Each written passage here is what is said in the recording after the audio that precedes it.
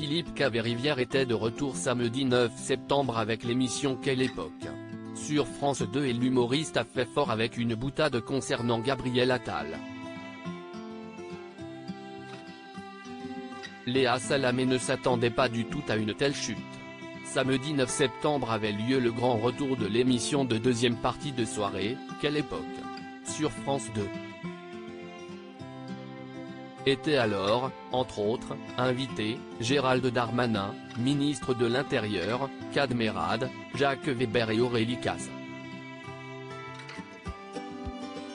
Et sur le plateau il y avait les membres de l'équipe de Léa Salamé, Christophe de Chavannes, Paul de Saint-Cernin et Philippe Caverivière, qui a débarqué en abaya.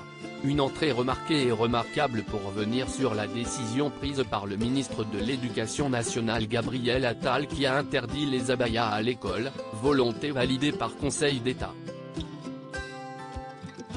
Un choix largement commenté dans l'espace public, certains footballeurs n'hésitant pas à faire savoir leur mécontentement, mais qui a inspiré l'humoriste.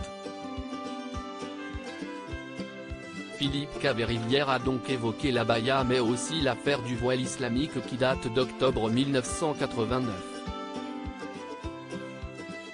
Cette année-là, 3 élèves musulmanes étaient exclus de leur école pour avoir refusé d'enlever leur voile en classe. Ce qui est intéressant si est d'avoir la réaction à l'époque de Gabriel Attal, lance le chroniqueur qui pour l'imiter a alors réalisé des gazouillis et proues avec sa bouche ce qui a fait exploser de rire l'Assemblée. Car en effet, comme le précise ensuite Philippe Caverivière, à l'époque Gabriel Attal n'avait que 6 mois et demi.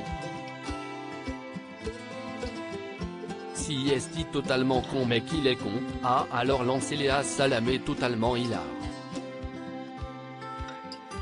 Ce à quoi l'humoriste a répondu, je suis payé pour ça et de conclure son sketch.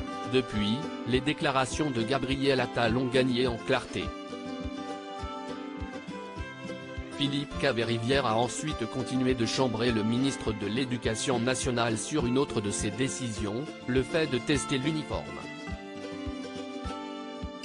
Il a alors surnommé Gabriel Attal de ministre de la Fashion Week. Pour sa rentrée, l'émission Quelle époque a réuni 875 000 téléspectateurs soit 19,4% de part de marché. C'est un très bon résultat puisque c'est le 6e meilleur score depuis son lancement l'an dernier.